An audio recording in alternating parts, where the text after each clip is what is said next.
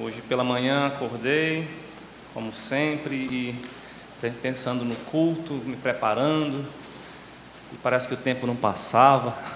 Eu digo isso porque a gente chega sempre bem mais cedo lá na Manancial, porque tem os ensaios dos músicos ainda, e o culto da manhã começa mais cedo. E moro bem aqui do lado, 5 minutos daqui. Vou logo que vou chegar, eu não aguento mais ficar esperando, né? E vim para estar com os irmãos, e é um tempo muito agradável. Nosso tema: você acha bom cantar louvores ao Senhor, como já foi relembrado, e hoje vamos falar sobre o crente espiritual canta ao Senhor. Foi dito, evidenciando assim uma vida cheia do Espírito Santo. No estudo de ontem, vimos que devemos cantar louvores ao Senhor porque fomos salvos. Ele nos deu um novo cântico como fruto e testemunha da sua salvação graciosa. Contudo, alguém poderia questionar: mas é um salmo. E o Salmo 40 não expressa ali uma ordem necessariamente. Não diz, cante o novo cântico, mas está dizendo apenas que Deus colocou nos lábios do salmista um novo cântico. Será que a gente não canta por outros motivos, então? Será que não é uma convenção cultural? Será que não é apenas para entreter os fiéis até o momento da pregação? Será que não é apenas para embelezar o culto com uma arte? Quem pensar assim pode concluir que a música no culto, o canto congregacional, é um mero adereço, é opcional, e que talvez dependa apenas da personalidade do adorador. Davi era um músico, então por isso ele disse cante ao Senhor, ou por isso ele disse que Deus colocou nos lábios dele um novo cântico, ou então de acordo com a personalidade de cada pessoa, ou não personalidade simplesmente, mas com a capacidade. A pessoa sabe cantar, e por isso que ela fica dizendo vamos cantar. O Renato aqui está sempre pedindo para nós cantarmos porque ele gosta de música, porque ele gosta de cantar, mas e quem não gosta? E quem não sabe cantar? Então pode vir ideias na cabeça de algumas pessoas assim: não, música é opcional, quem quiser canta, quem não quiser não canta. No salmo que nós vimos ontem, necessariamente não é uma ordem. Será? A gente pode até pensar um pouco mais no passado. Ontem também tivemos aqui uma palestra sobre a música na Reforma, ou antes da Reforma, na Reforma, pós-Reforma. Então quero lembrar um reformador, o reformador suíço Zwinglio. Ele foi comprovadamente e ironicamente melhor músico do que Lutero. Zwinglio fundou a orquestra de Zurique, por exemplo. Mas, por ser profundamente treinado no racionalismo, ele creu que a adoração deveria ser mais voltada para o ensino da palavra do que para a devoção expressiva. Então, talvez até por temer o poder da música, ele proibiu completamente a música na sua igreja. Então, Lutero, vamos cantar, trouxe a música de volta para a congregação, instrumentos musicais e tudo mais. Calvino, vamos cantar apenas os salmos. Zwinglio, não vamos cantar nada. Não vamos cantar e nem tocar nada. Veja, um dos grandes reformadores, e ele tinha esse pensamento. Contudo, sabemos que durante toda a existência humana, a música sempre esteve presente nas celebrações, sejam festivas, especialmente nas religiosas. E na Bíblia há várias passagens, principalmente nos Salmos, que expressam essa ordem, ou pelo menos esse convite: cantai ao Senhor. 1 Crônicas 16 e 9, está escrito: cantai-lhe ao Senhor, cantai-lhe salmos, narrai todas as suas maravilhas. No Salmo 47, 6 diz: salmodiai a Deus, cantai louvores. Salmodiai ao Rei, cantai louvores. E salmodiar é praticamente um sinônimo de cantar. Então veja como o salmista está sendo enfático: cantai, cantai, cantai ao Senhor, cantai louvores. O Salmo 64 e 4 diz: cantai a Deus, salmodiai o seu nome, exaltai o que cavalga sobre as nuvens. Senhor é o seu nome, exultai diante dele. O Salmo 68, 32 diz: reinos da terra, cantai a Deus, salmodiai ao Senhor. O Salmo 105 e 2 diz: cantai-lhe salmos, narrai todas as suas maravilhas. Isso só para lembrar de alguns salmos, porque existem muitos e muitos outros textos que dão essa ordem, que expressam essa ordem: cantai ao Senhor. No entanto, alguém ainda poderia dizer: mas os salmos são uma literatura poética, são poesias, são hinos, não tem a função principal então de ser dogmática, não é doutrinária, profundamente doutrinária como as cartas do Novo Testamento, não tem então, os seus imperativos não são necessariamente no uso que nós temos usado quando diz, faça isso, então eu tenho que fazer. Ou seja, não são proposições, são poesias, e que normalmente expressam uma lição principal. Então, é verdade, mas os salmos se concentram especialmente, sobretudo, em adoração e oração, sendo ao mesmo tempo palavra para Deus, acerca de Deus, mas também a palavra de Deus instrutiva para nós, porque foi inspirada pelo Espírito Santo.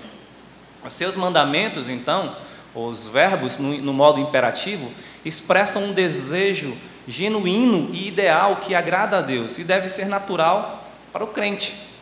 Por exemplo, o Salmo 147:1 diz: louvai ao Senhor, porque é bom e amável cantar louvores ao nosso Deus.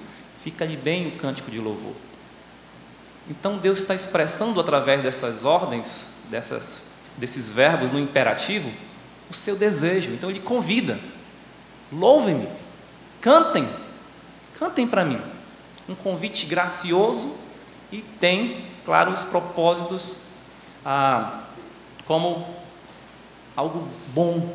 Você vai fazer algo bom, algo proveitoso, algo que me agrada. Uma vez que Deus deseja tanto que se cante louvores a Ele, não é por acaso que o maior livro da Bíblia é o Inário, o livro dos Salmos, com seus 150 salmos, o inário do povo de Israel. A maioria dos salmos era para ser cantado.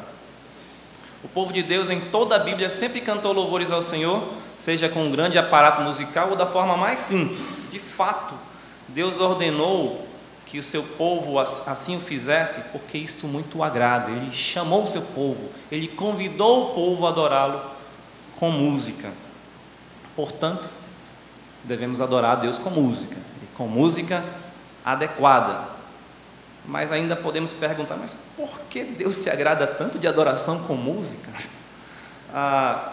Por que Ele deseja que o seu povo lhe cante louvores? Não existe outra forma de louvá-lo? Não podemos louvá-lo de outras maneiras? Hoje nós vamos estudar Efésios capítulo 5, um trecho de Efésios 5, peço que os irmãos abram. E queremos responder a essa pergunta: por que louvar a Deus com música adequada? Por que devemos adorar a Deus com música? Efésios 5, vamos ler alguns versículos a mais, vamos ler do versículo 15 até o 21. Efésios 5, 15 a 21.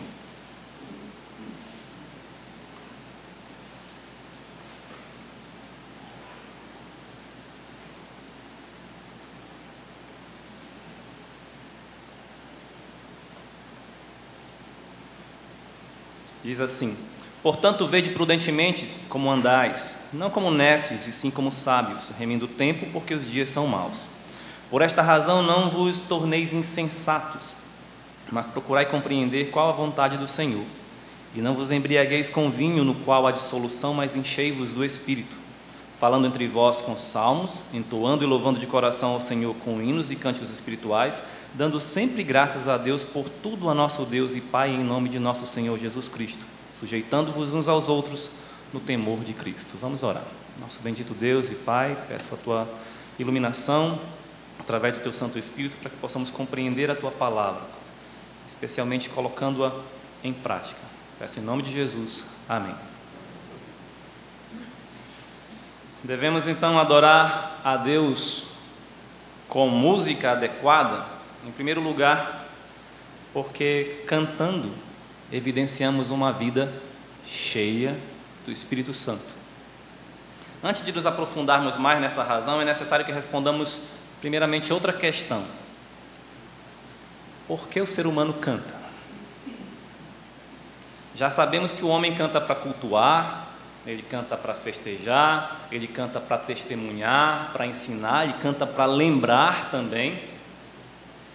Mas há pessoas que usam a música para diversas funções, né? Diversas funções. Podemos fazer com a música várias coisas, mas essas mesmas coisas nós podemos fazer de outra forma. Eu posso testificar através da fala, simplesmente. Eu posso cultuar também através de entrega de outro tipo de oferta. Eu posso ensinar também através da preleção. Então, por que com música? Vamos considerar a composição. Um compositor, ele tem necessariamente que exercer muito esforço, né? Ele tem que ter habilidade, ele vai usar o seu raciocínio, reflexão, sensibilidade, disciplina, ele precisa pesquisar, ele precisa realmente se esmerar para que ele possa compor algo bom, algo que ele mesmo se agrade, né? A música não surge espontaneamente como as palavras faladas numa conversa informal. E até às vezes quando alguém vem aqui para frente ou vai falar em público, para não falar qualquer coisa, escreve tudo, né? Deixa eu escrever corretamente. Então a música é mais ou menos isso. Eu não posso falar de qualquer jeito, mas eu tenho que escrever para mostrar aquilo que é significante para mim. Então o compositor, quando ele compõe livremente, ele expressa algo que é impactante, que é significante, que é importante para ele. Então nós podemos conhecer o conteúdo do coração de alguém ou de um compositor através da sua música. O que ele canta é o que ele é o que ele pensa. Sendo assim, nós devemos dar muita atenção ao que nós estamos cantando, porque aquilo, mesmo que seja simples ou que seja banal, representa o que é significante para você, o que é importante para você. Então, quando nós cantamos a música de alguém, nós estamos concordando com o que ele está dizendo. Nós estamos, então, sendo cúmplices dele, né?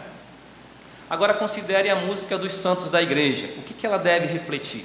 Veja que Paulo escreveu aos santos e fiéis, é o que diz o versículo 1 do capítulo 1. Paulo, apóstolo de Cristo Jesus, por vontade de Deus, aos santos que vivem em Éfeso e fiéis em Cristo Jesus. Paulo escreveu para crentes. O versículo 18, na verdade o versículo 19 diz: falando entre vós. Entre vós quem? A igreja, os crentes. Então vamos ler mais uma vez o versículo 18. Não vos embriagueis com vinho, no qual há dissolução, mas enchei-vos do Espírito. Enchei-vos do Espírito é praticamente a ordem principal desse trecho que nós estamos lendo, esse pequeno trecho, versículo 18 a 20. Por isso que nós estamos dizendo que cantando, nós evidenciamos uma vida cheia do Espírito. Alguém pode ver aqui o versículo 19, diz: falando entre vós, louvando, entoando. Mas aqui foi traduzido no nosso gerúndio. Não é necessariamente uma ordem, né? Mostra aí uma ação contínua, mas não é uma ordem. Mas veja, está antecedido de quê? Enchei-vos do Espírito. A ideia então é: como eu devo ser cheio do Espírito? Aí vem a resposta: falando entre vós, com salmos, hinos e cânticos espirituais. Compare isso com Efésios 4, de 1 a 3. Tem um exemplo disso aí. Só volte ali umas páginas. Rogo-vos, pois eu, prisioneiro no Senhor, que andeis de modo digno da vocação a que foste chamados. Qual é a ordem aqui? Andeis de modo digno. Como nós cumprimos essa ordem? Ao versículo 2 e 3. Com toda humildade e mansidão, com longanimidade, suportando-vos uns aos outros em amor. Está no gerúndio, né? No nosso gerúndio. Mas aqui, suportando uns aos outros em amor, eu cumpro o andeis de modo digno da vocação. Esforçando-vos, versículo 3, diligentemente por preservar a unidade do Espírito no vínculo da paz, eu cumpro a ordem que está dizendo andeis de modo digno. Da mesma forma, é aqui o trecho que nós lemos no capítulo 5. Enchei-vos do Espírito. Como? Falando entre vós com salmos, hinos e cânticos espirituais. Portanto, adorar a Deus com música adequada é uma evidência de uma vida cheia do Espírito Santo. Observe que eu estou enfatizando aqui na nossa proposição que nós devemos adorar a Deus com música adequada. Isso quer dizer que não pode ser qualquer música ou qualquer letra. Volte ao versículo 18. Há um contraste aí entre não se embriagar com vinho, ou se embriagar com vinho, e ser cheio do Espírito. O que certamente tem a ver com a exortação também do versículo 15. Não seja nécio, mas sábio. O que certamente tem a ver com o contexto imediato do capítulo 4, que fala: despojai-vos do velho homem e revesti-vos do novo homem. Deixe a mentira, fale a verdade, né?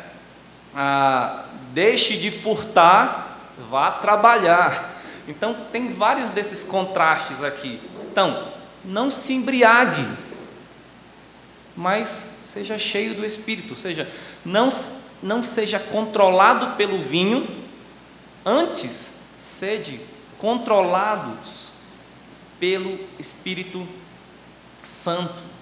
Essa é a ideia. Essa é a ideia. Pode ser também que Paulo estava fazendo uma alusão a uma prática comum aos cultos de Dionísio. É um deus daquela época, um deus grego, que o romano era o deus Baco, de onde vem a palavra bacanal. E aí os irmãos já sabem talvez o que significa isso, né? Então, os cultos ao deus Dionísio ou ao deus Baco era regado a muita bebedeira, embriaguez, festa, carnalidade. O culto da própria deusa Ártemis, que o nome romano seria Diana, né, a Diana dos Efésios, também era semelhante. Ali, uma das 7 maravilhas do mundo antigo era o templo da deusa Ártemis, ou da deusa Diana, né? É um templo maravilhoso. E lá dentro daquele templo tinha uma imagem, uma estátua da deusa Diana, uma mulher cheia de seios. Por quê? Porque ela era a deusa da fertilidade. Então imagina como é que era o culto à deusa da fertilidade, né? Promovia prostituição, orgias, a bebedeira era uma prática costumeira. Vamos então entender melhor o contraste. Se alguém beber vinho em abundância, será dominado pelo vinho, mesmo que ele conscientemente, deliberadamente tenha ido beber. Ele foi lá beber, olha, estou me controlando. Só que à medida que ele vai bebendo, passa a não ter mais controle de si. Ele é controlado pelo vinho. Lembra do resultado? Não vos embriagueis com vinho, no qual há dissolução. O que significa dissolução? Uma vida descontrolada, desregrada. Ou seja, eu não tenho mais controle sobre mim. Quem tem é o vinho. O contraste então é: deixa de fazer isso e sede cheios do Espírito Santo. Sede controlados pelo Espírito Santo, dirigido pelo Espírito Santo. Não beba vinho, beba das coisas do Espírito. Se o crente, porém, bebe abundantemente das coisas do Espírito, será controlado pelo Espírito Santo e andará sabiamente, conforme a vontade de Deus. Não sede nécios, mas sábios. Procure compreender qual a vontade de Deus. Então, aproprie-se, desfrute do controle do Espírito Santo. Assim haverá uma cooperação entre o crente, que se submete livremente ao Espírito Santo, e o Espírito que guia o crente na santificação progressiva. Isso o escritor Jerry Bridges chama de responsabilidade dependente. Ou seja, é nossa responsabilidade, mas ao mesmo tempo só podemos fazer algo na dependência do Espírito Santo. Os adoradores de Ártemis, Dionísio e de outros deuses pagãos viam na bebedeira, na imoralidade, uma forma de adoração e identificação com seus deuses. Isso lembra o Salmo 115:8, né? Tornem-se semelhante a eles os que o fabricam, ou seja, semelhante aos deuses.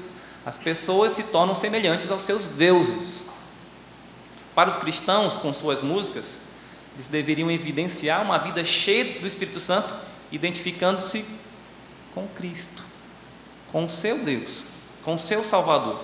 Podemos então inferir que a música que os santos devem cantar a Deus segue a mesma orientação de não ser nécia, mas ser sábia, né? Ela não deve ser inebriante ou embriagante, mas deve promover o controle do Espírito Santo. Portanto, nossa responsabilidade é usar um tipo de música com o qual o Espírito Santo possa trabalhar na nossa vida poderosamente, possa nos controlar, possa nos dirigir. O versículo 19, então, Paulo parece que está indicando 3 tipos de música: salmos, hinos e cânticos espirituais. Vamos meditar um pouco sobre cada um deles nesse primeiro período. O que são salmos? Alguém desavisado poderia questionar que os salmos não são músicas, talvez por pensar no nosso cotidiano. Hoje, infelizmente, poucas vezes cantamos salmos, mas há salmos que nós podemos cantar. Então, quando alguém fala em salmos nos dias de hoje, está pensando nos textos bíblicos e alguém que vai ler ou recitar um salmo, ou meditar num salmo. Mas eu creio que quando está falando de salmos aqui, está falando das músicas. Os salmos, sim, texto bíblico, mas cantados, né? Cantados. Alguém poderia pensar dessa forma, porque no texto mesmo está dizendo, falando entre vós com salmos. Está vendo? É falar, não é cantando. Só que isso apenas expressa que música é uma linguagem, é uma comunicação, uma mensagem. E veja que está dizendo, falando com salmos, hinos. Fale com hinos também, ou seja, cante, é o que está dizendo. Fale com cânticos espirituais, cante. Outra coisa, a própria palavra salmos é uma transliteração da palavra grega, que em português significa ato de fazer vibrar, produzir som, na qual é referido na Bíblia como uma canção piedosa a Deus, normalmente falando ou acompanhada, falando sobre o que Deus fez, né? Mas acompanhada por um instrumento de cordas. No hebraico, a palavra salmo significa cantar, fazer música, tocar um instrumento musical. Por que os escritores bíblicos iriam usar o termo salmo se não fosse para falar sobre uma canção do inário, saltério, o inário dos judeus? Portanto, o livro dos Salmos não é apenas um livro de poesias e orações. Era um inário, cheio de canções que falam sobre o Deus Altíssimo que intervém em favor do seu povo. Possivelmente, os levitas ensinavam a nação através dos salmos. De fato, os salmos não são apenas para adoração a Deus, mas têm um propósito também de edificar, de instruir os crentes. O Mark Futato, escritor de um livro que fala sobre os salmos, ele diz que os salmos têm o propósito, como propósito a instrução em 2 focos: alcançar a felicidade e alcançar a santidade. Considerando então os recursos da literatura hebraica, poética, nós temos figuras de linguagem, nós temos paralelismos, acrósticos, quiasmos, aliteração, sequência alfabética, assonância, e tudo isso associado com música é uma ferramenta poderosa para ensinar o povo e fazê-lo memorizar as maravilhas de Deus. O Salmo 119, que fala sobre a palavra de Deus, é um exemplo dessa sequência alfabética. A gente não pode ver porque está em português, mas se nós fôssemos judeus, iríamos entender que cada seção ali começa com uma letra do alfabeto hebraico. E a gente poderia entender tantas outras coisas e ver mais riquezas se enxergássemos bem como funciona a poesia hebraica. Os salmos frequentemente também recontam partes da história de Israel, especialmente os eventos que envolvem o Êxodo, servindo como uma revisão, também como um incentivo ao louvor. Eram como se eles cantassem as histórias, repetidas várias e várias vezes. Já pensou? Nós, quando éramos crianças, cantávamos: Zaqueu pequeno, quase um anão, desejava ver Jesus. Eu lembro da história de Zaqueu. Daniel orava a Deus 3 vezes ao dia. Eu lembro da história de Daniel. E tem Jonas, e tem outros personagens, e você vai lembrando. A música nos ajuda a revisar as histórias bíblicas e nos ensina ainda. Então, D.A. Carson afirma que assim, na repetição das coisas divinas e por meio de recontar as histórias, devemos implantar profundamente dentro da nossa alma as verdades gloriosas sobre Deus e sobre o que Ele fez, o que de outra forma poderíamos esquecer em pouco tempo. Se não cantamos sobre essas coisas, podemos esquecer. Um dos feitos poderosos que são lembrados, que é lembrado muitas vezes no Velho Testamento, é quando Deus abriu o Mar Vermelho. Sempre falam sobre isso. E qual é um dos feitos poderosos que sempre é relembrado no Novo Testamento? A ressurreição. Sempre podemos cantar sobre isso também. Assim percebemos a importância dos salmos também para a igreja. Lembra? Paulo era um judeu e ele estava mandando uma carta, enviando uma carta para uma igreja gentílica. Certo? Provavelmente a carta aos Efésios não era apenas para a igreja de Éfeso, mas era uma carta circular, ou seja, várias igrejas iam ler aquela mesma carta. Ele estava mandando para igrejas gentílicas e estava dizendo: cantem salmos. Ué, mas salmos não é o inário dos judeus? Mas ele sabia como iria contribuir para a vida espiritual também dos gentios. Só fazendo parênteses, às vezes a gente esquece ou não quer mais cantar certos hinos tradicionais, antigos e de outros países, porque pensamos: mas nós somos brasileiros, nós somos modernos, né? Devemos cantar coisa nova agora, dos nossos dias e do nosso povo. E aí queremos esquecer todo o tesouro da inódia dos nossos antepassados, os missionários que vieram de outros países, até de outros continentes, e que tinham hinos que o ajudavam tanto no seu crescimento espiritual. Paulo não rejeitou os salmos, mesmo sendo para igrejas gentílicas. Cantem salmos. Veja que ele escreveu sobre os salmos para Éfeso, escreveu para Colossos, a igreja dos Colossenses, escreveu para os Coríntios, 1 Coríntios 15 e 26, né? Um tem salmo, outro tem doutrina. Então, considerando que os salmos são a palavra de Deus, inspirados pelo Espírito Santo e que refletem o desejo ideal do crente para com o Senhor, o seu uso evidencia uma vida cheia do Espírito Santo. O que são hinos? Assim como os salmos, a palavra hinos não vem nem precedido nem sucedido por um adjetivo. Salmos são salmos, hinos são hinos. Mesmo assim, ele carrega em si mesmo um significado convencional de canção especial de louvor a alguém ou alguma coisa. Por exemplo, hoje, quando nós falamos de hinos, a gente pode pensar logo no hino nacional brasileiro, por exemplo, ou no hino do seu time de futebol, ou as crianças no seu hino da escola. Há uns meses atrás eu fui à escola dos meus filhos, e o que eles cantaram lá? O hino da escola. E normalmente esses hinos, hino da escola, o hino pátrio, o hino à bandeira, né, então, dos símbolos nacionais, o hino do seu time de futebol faz o quê? Fala bem, elogia, louva. O hino então carrega esse significado já em si mesmo. É uma música de louvor. É uma música de louvor. No contexto da carta aos Efésios, hinos certamente tem a ver com louvor cantado a Deus, pois olha o que Paulo diz: falando entre vós com salmos, entoando e louvando de coração ao Senhor com hinos e cânticos espirituais. Entoando e louvando. É interessante que a palavra traduzida por louvando é derivada da palavra salmos. É por isso que na Bíblia corrigida você vai encontrar salmodiando. Salmodiando. Note então como os salmos são intimamente ligados ao louvor a Deus, sendo portanto também considerado um hino de louvor. Os evangelistas Mateus e Marcos registraram nos seus evangelhos que Jesus cantou um hino após a ceia, não é?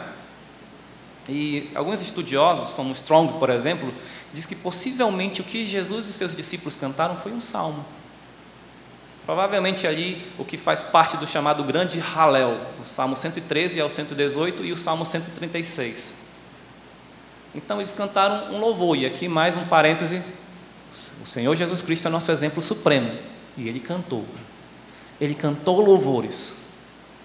Nós não devemos imitar o Senhor Jesus apenas na sua vida de oração, ou na sua vida de santidade, ou de serviço, ou de evangelismo, mas também no canto, na adoração.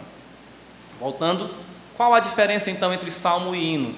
Já que hino fala de louvor e salmo também é um hino de louvor. É uma diferença simples. Salmo é um hino que está dentro do saltério, faz parte do inário dos judeus. E o outro hino é um outro hino, um hino avulso. Nós podemos seguir aqui alguns inários, inário para culto cristão, o voz de melodia, o cantor cristão, talvez melodias do Maranata, o hino de louvor, são inários. E às vezes tem hinos que tem só em determinado inário e no outro não tem.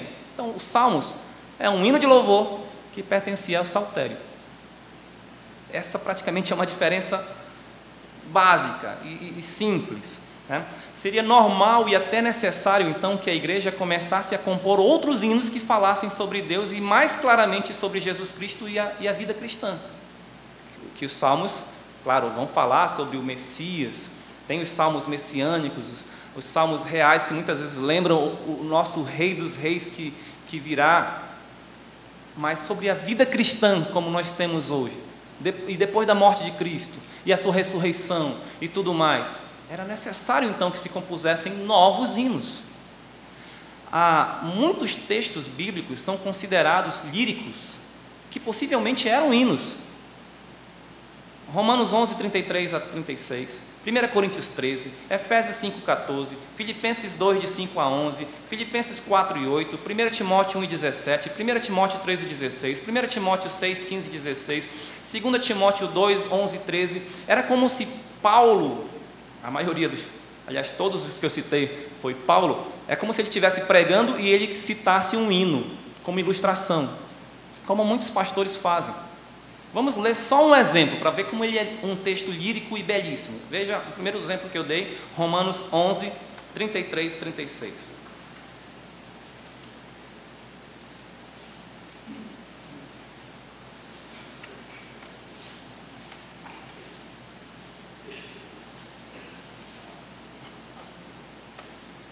Diz assim: ó profundidade da riqueza, tanto da sabedoria como do conhecimento de Deus. Quão insondáveis são os seus juízos e quão inescrutáveis os seus caminhos. Quem, pois, conheceu a mente do Senhor? Ou quem foi o seu conselheiro? Ou quem primeiro deu a ele para que ele venha a ser restituído? Porque dele e por meio dele e para ele são todas as coisas. A ele, pois, a glória eternamente. Amém. Veja que letra belíssima. Isso poderia muito bem ser um hino. Enfim, o mesmo verbo traduzido por tendo cantado um hino em Mateus e em Marcos, né, depois da ceia, tem esse significado: cantado louvor.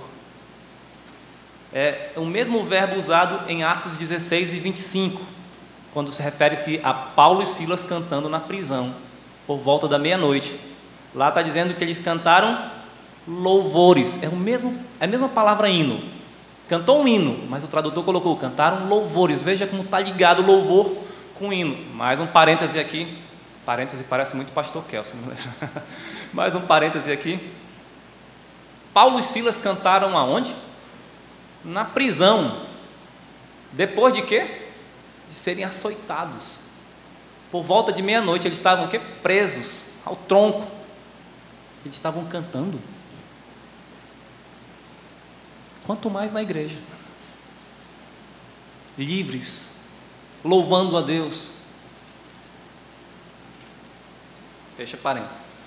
O escritor aos Hebreus também usou o mesmo verbo, falando sobre hino, mas dizendo, cantar-te-ei louvores. Em vez de dizer, cantarei um hino, ele diz, cantar-te-ei louvores. O nosso louvor a Deus expressa o quanto o valorizamos, o quanto ele é significante para nós, pois declaramos seus atributos e maravilhosos feitos. Só o crente pode louvar a Deus de forma completa. Cantar hinos de louvor ao Senhor evidencia uma vida cheia do Espírito Santo, pois o Espírito Santo sempre conduz o crente a Cristo, a louvar a Cristo, a honrar a Cristo. Então, quando cantamos louvores, evidenciamos que estamos sendo dirigidos pelo Espírito Santo. Terceiro e último, o que são cânticos espirituais? Cântico é um termo genérico que simplesmente se refere a qualquer música cantada. Por isso, diferentemente dos outros dois termos, o salmo e o hino, ele não carrega em si outro significado convencional. Por isso, ele vem acompanhado de um adjetivo. A gente sabe muito bem que esse adjetivo não tem a ver com os outros termos por causa do grego, né? A gente percebe isso que está apenas se referindo a cânticos. Embora salmos e hinos também são espirituais, mas aqui ele está enfatizando, os cânticos devem ser espirituais. Neste caso, mais uma vez, concluímos que aquele que busca ser cheio do Espírito Santo não o faz cantando uma música qualquer, mas entoando um cântico espiritual. Eu já li de vários autores que definem cânticos espirituais por cantos espontâneos. Já ouviu o cântico espontâneo? Vem o cantor, né, e canta a música e ao mesmo tempo ele começa a fazer umas firulazinhas. Ó Senhor, eu te louvo, ó Senhor, e aquela coisa toda que não está na partitura, mas ele começa. Por que ele diz que é um cântico espiritual? Porque é como se naquele momento ele fosse inspirado pelo Espírito Santo a cantar aquilo que não está na partitura. Uma outra definição é que cântico espiritual era só aquelas melodias vocalizadas, assim, parecendo até meio místico, né? Etéreo. Outros entendem cânticos espirituais como um conteúdo subjetivo, isto é, que falam mais sobre o testemunho de vida do autor e dos seus sentimentos, contrapondo-se à objetividade dos salmos e dos hinos de louvor. Talvez por traduzirem o adjetivo espiritual como algo referente ou relativo ao espírito humano. Nós vamos falar daqui a pouco sobre isso, ou ao coração, o que é possível. Contudo, eu não vejo no contexto o porquê disso, uma vez que Paulo já diz no próprio versículo, entoando e louvando de coração. Ele já está falando isso de uma outra forma. Acredito que espirituais nesse texto quer dizer relativo às coisas do Espírito de Deus, do Espírito Santo, conforme o caráter e as verdades do Espírito Santo. Sendo assim, o conteúdo do cântico espiritual é bíblico e seu estilo musical tem um caráter santo, o que combina com a ordem principal desse trecho: sede cheios do Espírito. Como? Cantando músicas espirituais, músicas que sejam dirigidas pelo Espírito Santo, músicas relativas às coisas do Espírito Santo, ou seja, coisas bíblicas. Aqui é inevitável fazermos um contraste. O que, segundo a Bíblia, é oposto a algo espiritual? O que é carnal. Vejamos algumas referências bíblicas que fazem distinção entre carnal e espiritual, carne e espírito. 1 Coríntios 3:1 diz assim: eu, porém, irmãos, não vos pude falar como a espirituais, e sim como a carnais, como a crianças em Cristo. Eu vou ler rapidamente, talvez os irmãos não precisam nem abrir, né, porque eu só estou citando. Romanos 8:5 diz: porque os que se inclinam para a carne cogitam das coisas da carne, mas os que se inclinam para o Espírito, das coisas do Espírito. Gálatas 5:16 diz: digo, porém, andai no Espírito e jamais satisfareis a concupiscência da carne. E o versículo 17: porque a carne milita contra o Espírito e o Espírito contra a carne, porque são opostos entre si, para que não façais o que porventura seja do vosso querer. Embora esses textos não estejam falando especificamente sobre música, eles podem ser aplicados a este assunto, pois eles mostram um contraste que pode ser visto em qualquer área dentro do contexto da igreja. O primeiro versículo contrasta maturidade na fé versus imaturidade. É claro, eu não pude falar como espirituais, como pessoas maduras, mas como crianças, como pessoas imaturas. O segundo texto vai falar sobre outro contraste entre a vida espiritual, ou seja, o crente, versus a morte espiritual, o descrente. E o terceiro e quarto texto, na verdade está no mesmo, né? Gálatas 5, 16 e 17, vamos falar sobre espiritualidade, é uma vida de santidade, né? Versus uma vida de carnalidade. Ou no caso de Efésios, ser embriagado com vinho, versus ser cheio, né, do Espírito Santo. Continuando na passagem de Gálatas 5, encontramos uma declaração no versículo 18 que se harmoniza perfeitamente com o que estamos tratando aqui. Fala, se sois guiados pelo Espírito. Em outras palavras, se estiverdes cheios do Espírito Santo. A partir daí, Paulo apresenta as obras da carne. Os irmãos conhecem bem o texto. E depois ele contrasta com o fruto do Espírito. E aí termina dizendo, se vivemos no Espírito, andemos no Espírito. Aplicando tudo isso ao nosso assunto, não devemos cantar músicas que façam apologia às obras da carne. Antes, apenas as que expressam o fruto do Espírito: amor, alegria, paz, longanimidade, benignidade, bondade, fidelidade, mansidão, domínio próprio. Se nós já temos o Espírito e devemos ser cheios do Espírito, cantemos cânticos espirituais. Porém, pelo que vimos até aqui, podemos concluir que Paulo estava se referindo mais ao conteúdo das letras, né, do que o próprio estilo musical. Era como se ele dissesse assim: cantem salmos, que são canções cujas letras são tiradas diretamente da palavra de Deus. Cantem hinos, cujo principal propósito é louvar objetivamente ao Senhor. E cantem cânticos espirituais, os quais se conformam com as verdades e o caráter do Espírito Santo. Assim vocês evidenciarão uma vida cheia do Espírito Santo. Por que a letra é importante? Porque a letra fala a nossa mente. Não podemos esquecer que a letra também revela o conteúdo que está no coração do compositor, com o qual nos ligamos ou nos tornamos cúmplices quando cantamos. Considerando que cantamos a Deus, embora a música sirva também para nós, para a nossa edificação, não podemos cantar qualquer coisa. Temos que cantar com entendimento. Martin Lloyd-Jones disse que quando adoramos com cânticos, não apenas cantamos, mas meditamos. Será que você realmente medita na letra quando está cantando, ou você está no automático? Vamos cantar o hino tal, aí você tá. Você está meditando? Compare Efésios 5, 18 e 19 com Colossenses 3 e 16. Abram para Colossenses. Colossenses 3 e 16.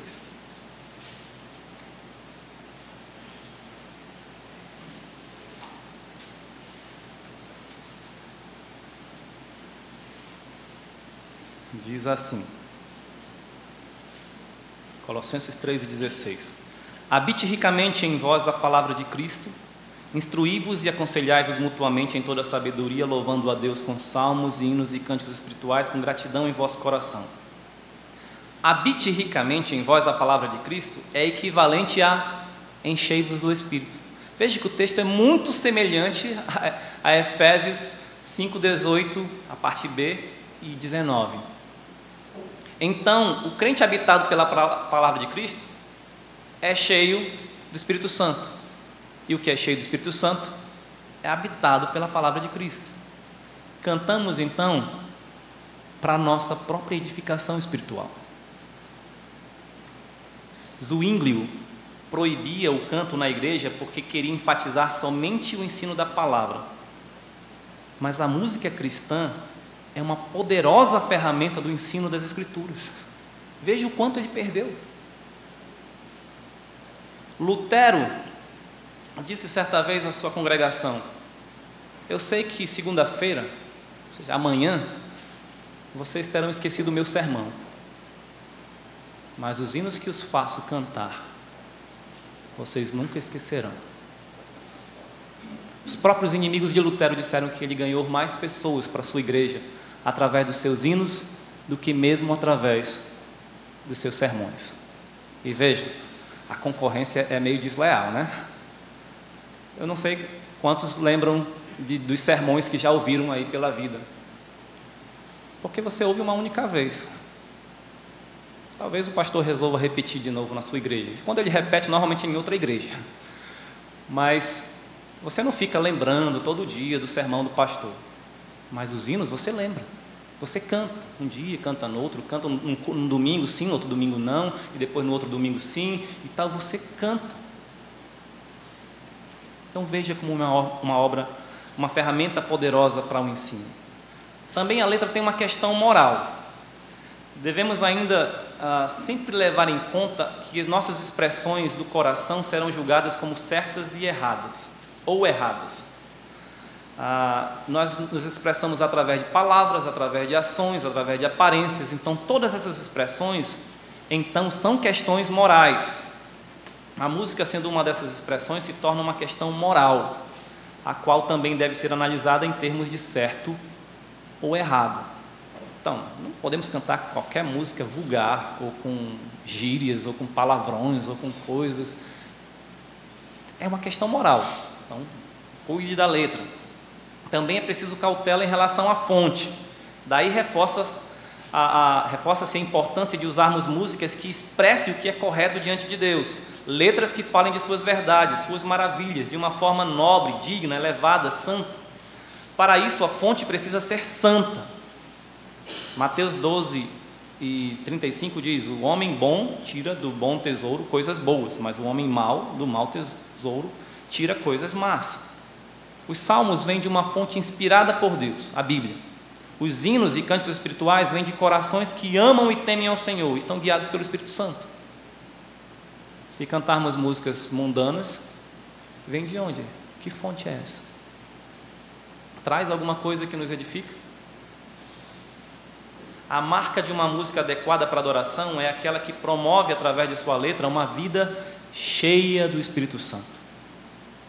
Pais, cuidado com o que vocês estão fazendo os seus filhos ouvirem ou assistirem. Eu sei que hoje, na verdade já há algum tempo, está na moda aqueles DVDs de música gospel só para baixinhos, né? Tem uma cópia das músicas da Xuxa, só que gospel. Seria mais ou menos uma coisa nesse sentido. Será que a letra dessas músicas vai edificar os nossos filhos? Eu lembro de uma música, até hoje, olha, eu cantava quando criança, que diz: por mim morreu Jesus, cravado numa cruz, no monte do Calvário, por mim morreu Jesus. E tem a segunda estrofe de ressuscitou e tudo mais. Essa letra edifica? Sim. Agora você já parou para prestar atenção na letra das musiquinhas infantis que hoje, modernamente, são espalhadas por aí? Será que tem letras assim, que edificam? Ou elas estão mais voltadas a divertir o seu filho? Tem que ser uma música empolgante, uma música que faz as crianças vibrarem e dançarem e tudo mais, porque aí elas vão gostar. Mas edifica? Cautela. É importante. Você acha bom ser um crente espiritual? Isto é, um crente cheio do Espírito Santo? Então, cante louvores e cânticos cujas as letras são verdadeiramente espirituais.